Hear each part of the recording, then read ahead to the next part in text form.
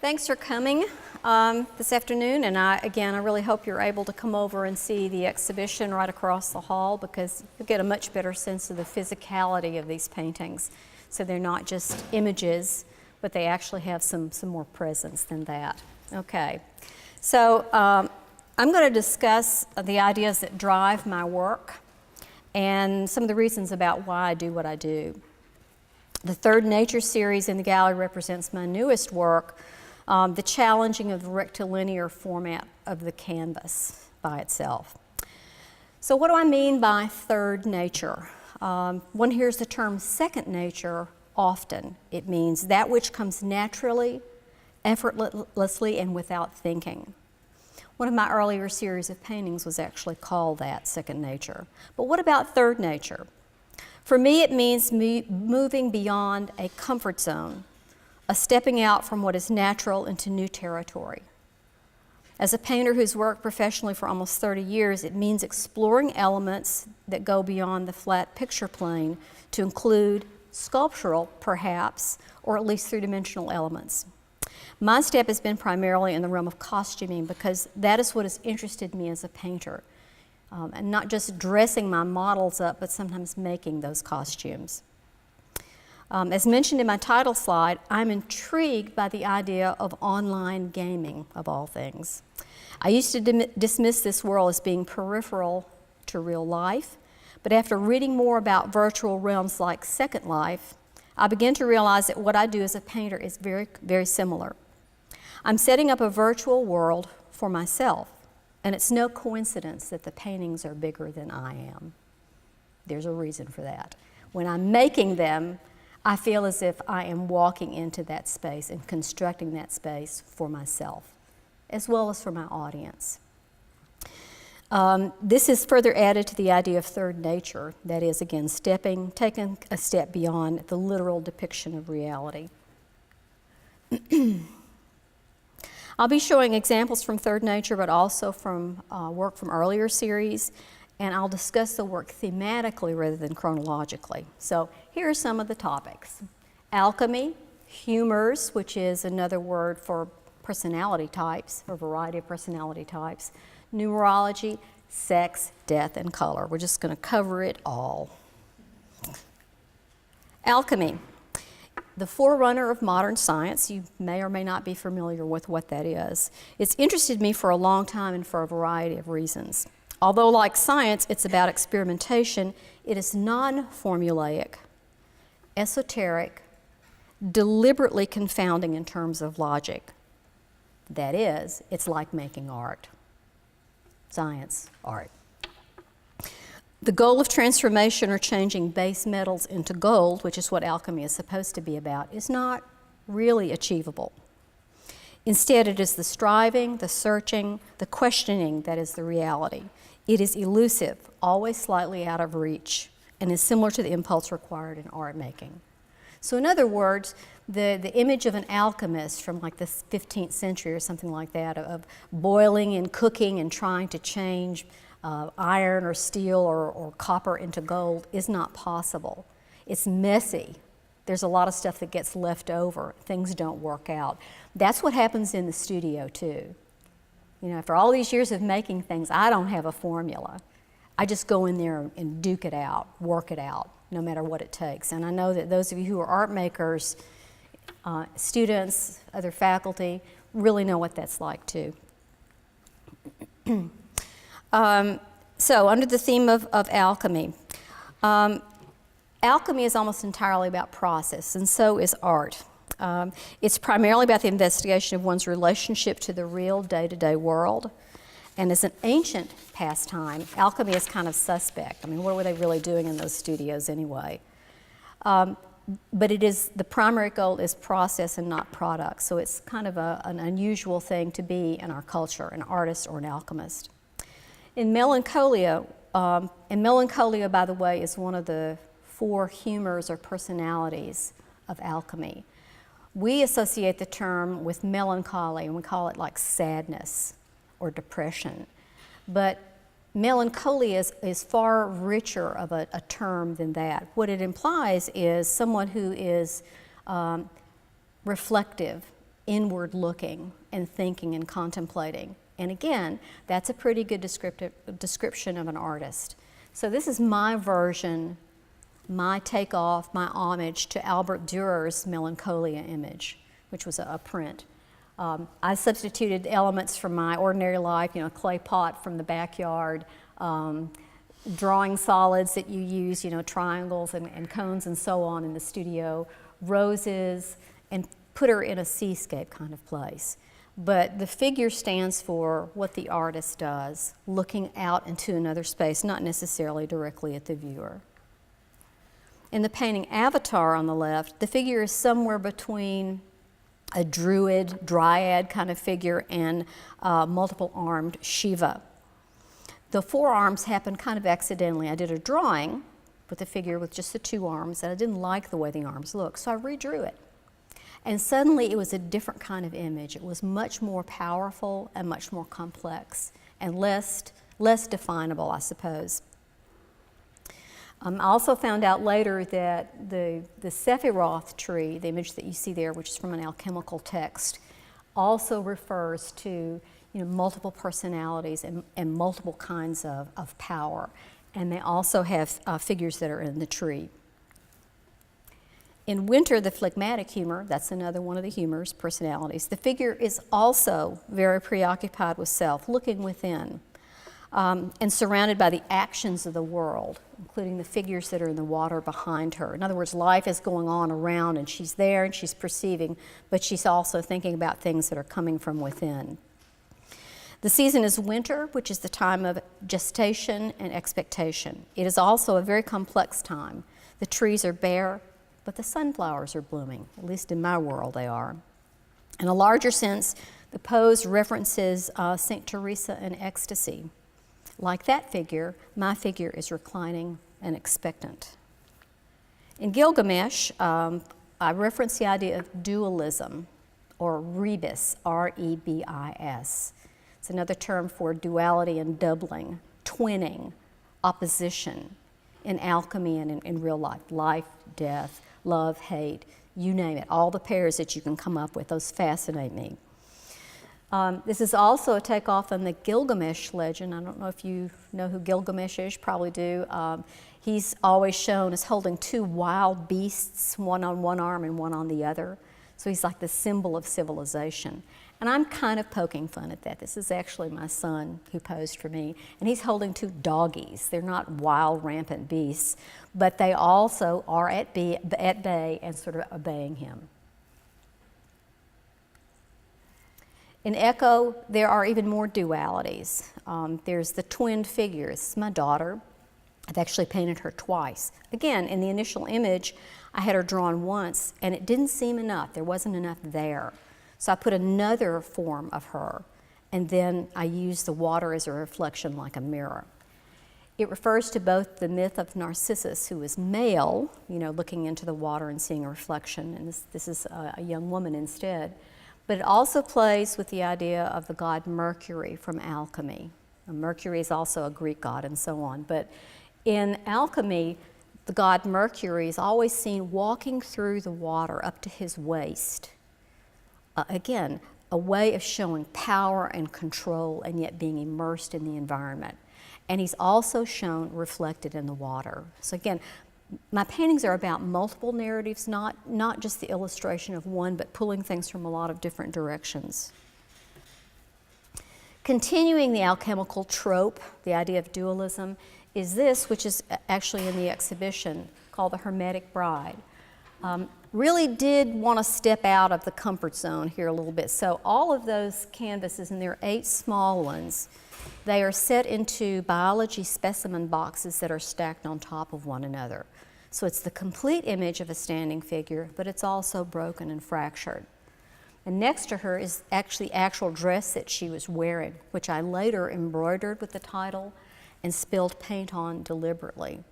It's a disturbing image, I think, in a lot of ways, because we think of wedding ceremonies as being about purity, kind of fairy tale, and all of that, but the reality of marriage and living and having children and so on is a lot more complex than that. So this image is a way of opening that question and saying, you know, what is this day, what is this wedding thing about? Is it about fantasy, or can it also be connected to reality? This is actually one of those that, I hope you were able to see right across the hall. A pair to that painting, and actually was done about the same time as Alchemical Wedding. The young woman is wearing the same dress that the other figure was wearing. And it's a different kind of wedding that you would normally expect. The woman is upright, vertical, strong, possessed. The male is reclining, again, in a dream world and barely clothed. So, again, opposites almost attract. They come together to form a more powerful whole. In a lot of alchemical imagery, this is seen as the perfect balance. And sometimes alchemical figures are hermaphrodites, containing both male and female parts. To them, to alchemists, that was the ultimate symbol of power and fruitfulness, was combining male and female characteristics. So this doesn't literally do that, but it, again, opens that path. Humors. The 4 humors of alchemy are melancholic, which I've already mentioned, choleric, which is supposed to be like anger and intensity, sanguine, which is more even-tempered, more optimistic, and phlegmatic, which sounds like a bad thing, slow or lacking in purpose or something, but in reality, phlegmatic is, again, the person who is waiting, looking, and thinking about what the next step will be. In the 7 Deadly Sins, and this is a double panel piece, it's pretty big, it's like 6 by 8 feet, and again, when I was painting it, that was my greatest joy, was to be right in the middle of it, building a surface, and then be able to go back, and then go back in again, building that world around me. These are actually 7 of my former students, all painting majors, and I talked them into dressing up, and I said, you're going to be lust, you'll be sloth, come however you want to come, and this is how they showed up. I do take photographs, but what I do is I take hundreds of them, from close up, from distant, and then I recobble all of that imagery together with some on-site drawings to come up with a different scenario. I call it Frankensteining. A piece here, a piece there, to make one whole complete one. So the challenge is making them seem possibly that they could come together. But when you start looking carefully, it's almost an impossible arrangement. These are close-ups. That's envy at the bottom with the green, of course, and lust right behind her. This is anger in the foreground and gluttony holding the grapes above. This is a detail of another piece. This is also in the exhibition next door, Vanitas, which is a combination. It's a multiple panel piece. Sometimes I add 1 costume, 2 costumes, other elements. It has an installation kind of base. But these are just examples of the paintings themselves. I don't know if you know what Vanitas refers to. Again, if you've taken art history classes, you probably do. But Vanitas comes from the Bible saying, you know, vanity, vanity, all is vanity.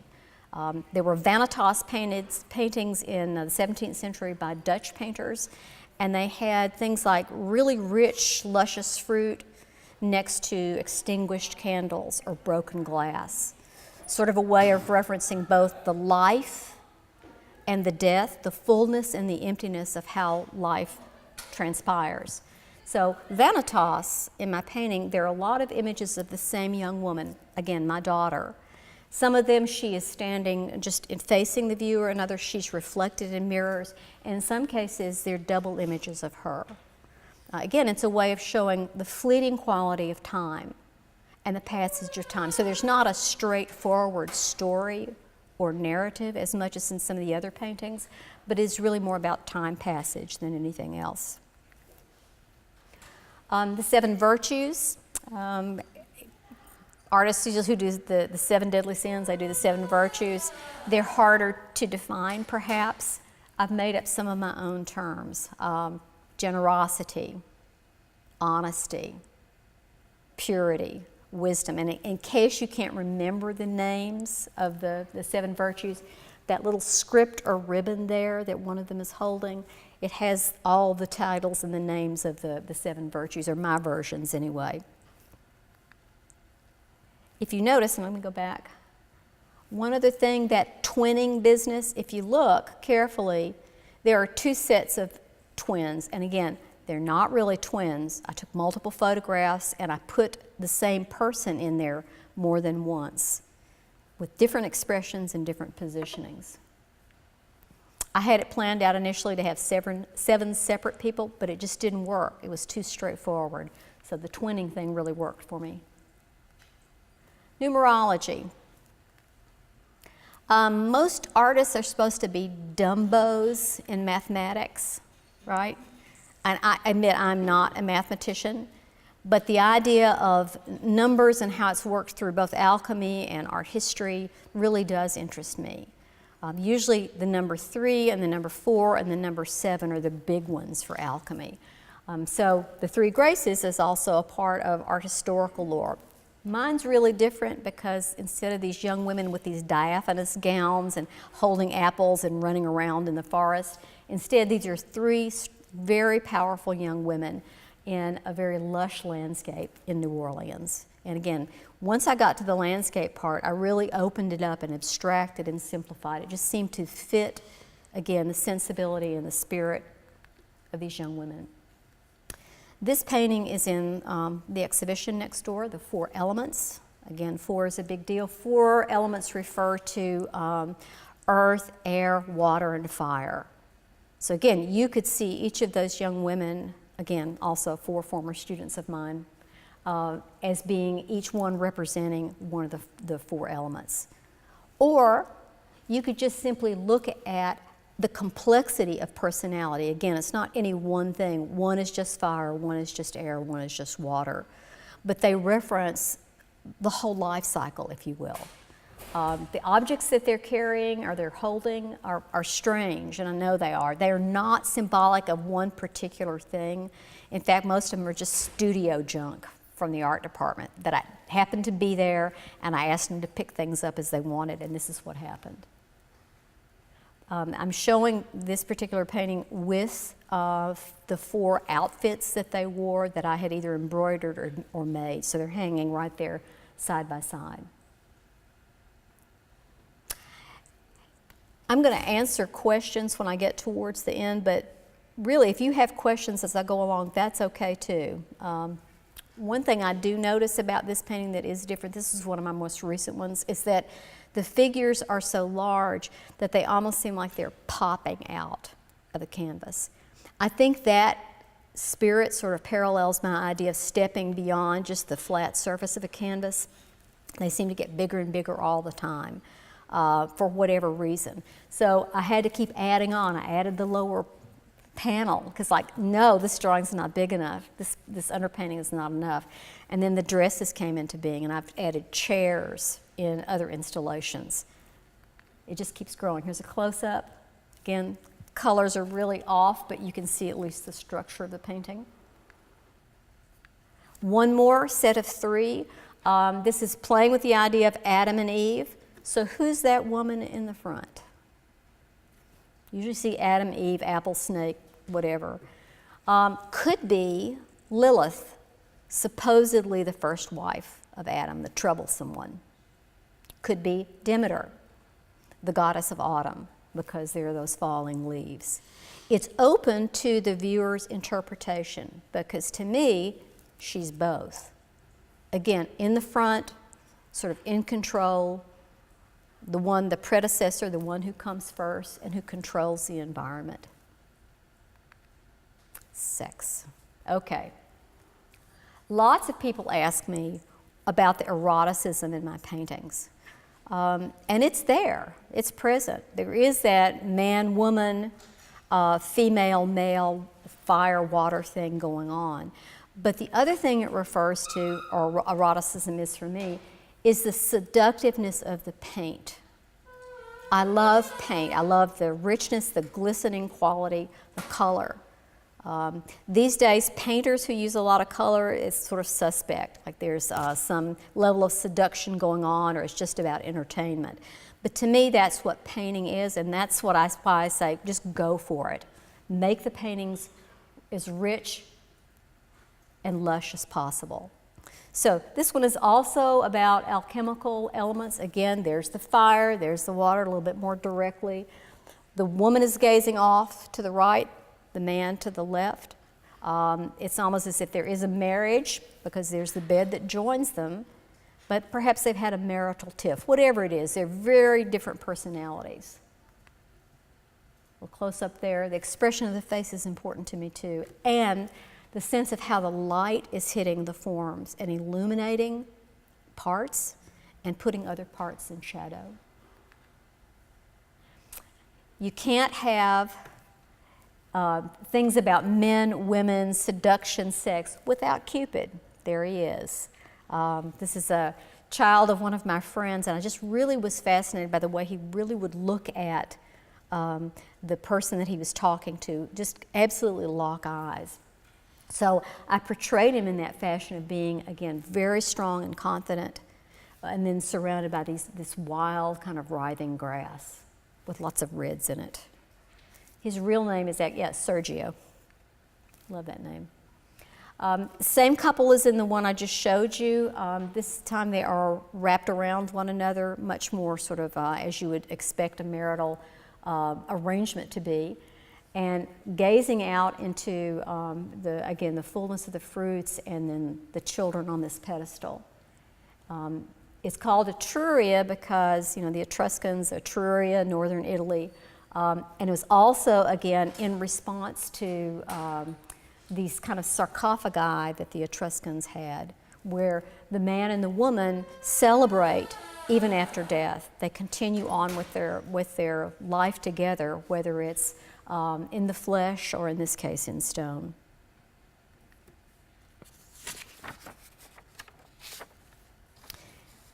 In this one, again, my daughter, pregnant and surrounded by her guardians, her 3 dogs.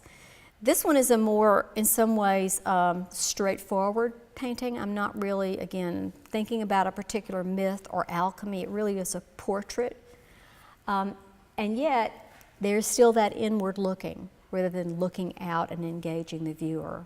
It's a sense of, again, expectancy in every sense of the word, but also self-reflection. This is one of my favorite paintings that I've ever done. I really enjoyed doing it, but I love the painting as well. This is my daughter with my granddaughter, right after she was born. And again, borrowing on our history, Edward Hicks' painting, The Peaceable Kingdom, there are various versions of it. I've always loved that. And the idea that there are animals behind the children that are standing there in that wilderness.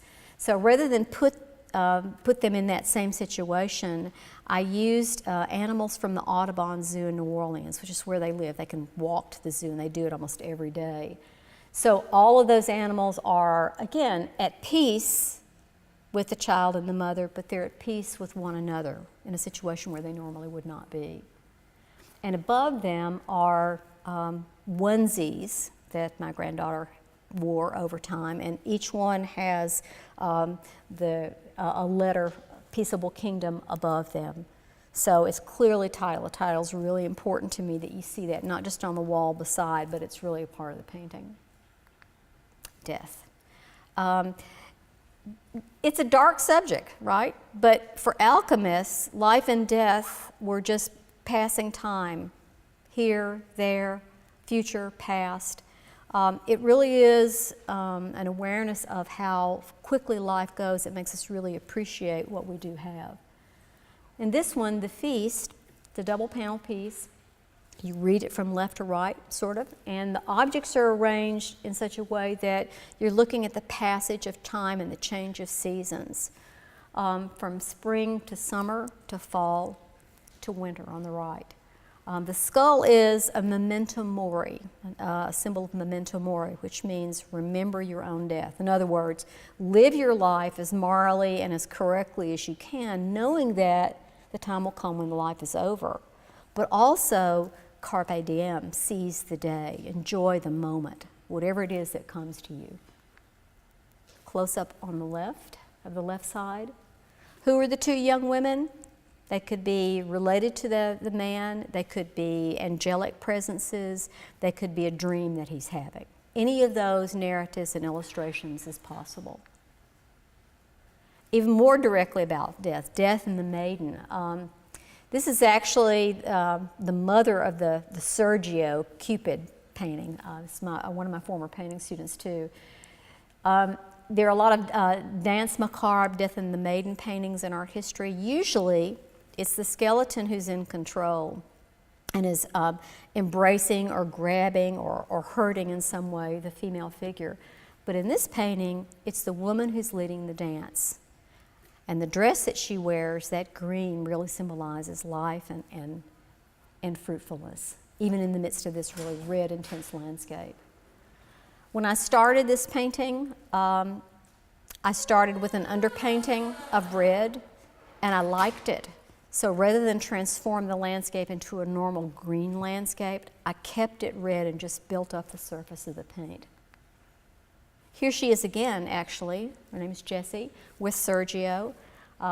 This is another one that's it's not directly about death, but it is about wariness, I suppose. So when you look at a close-up, look at the expression of her face, she's looking off into the space.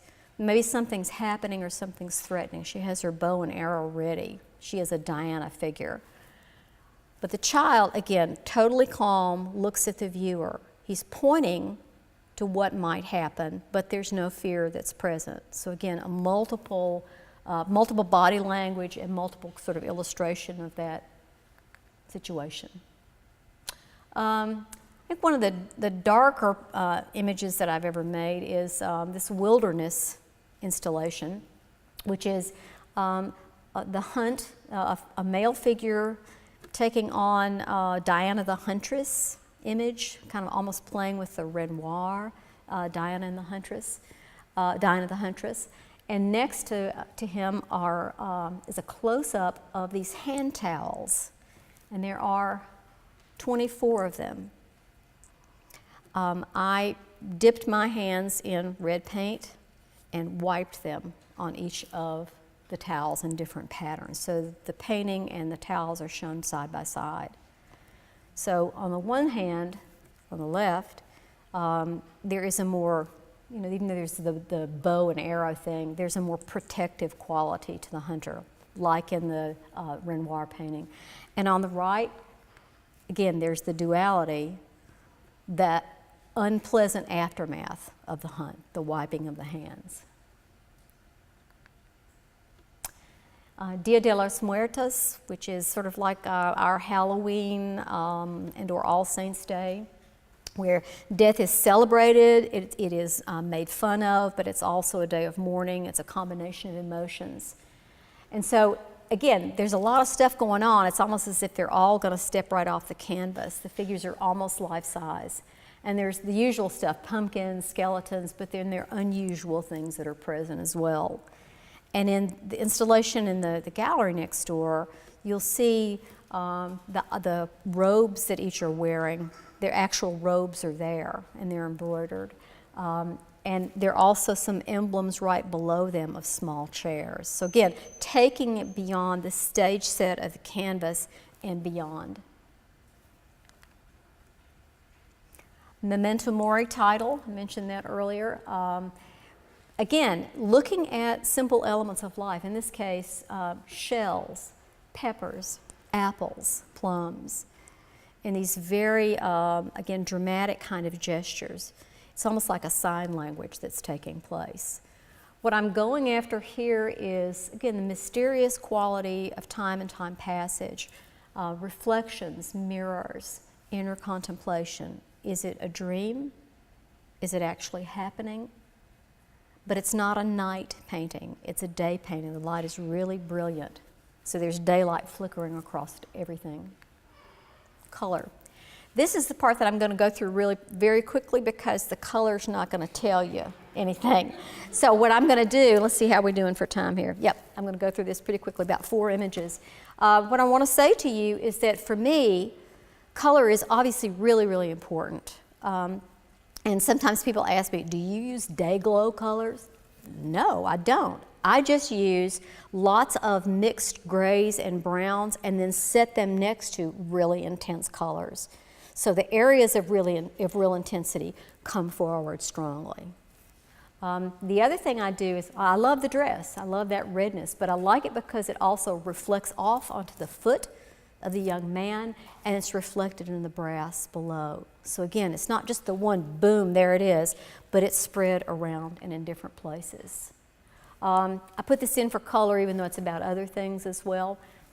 This painting is oil on canvas, and then it has a truncated, not a rectilinear shape that represents the reflection. This one was started with a green underpainting rather than a red, and you can see how it affects the result. This is another one that started out being a green landscape, but I really liked the red that was there, so I let it emerge. And if you look carefully at the surfaces of my paintings in there in the gallery, you'll see the color of the underpainting in bits and pieces. I like to reveal it.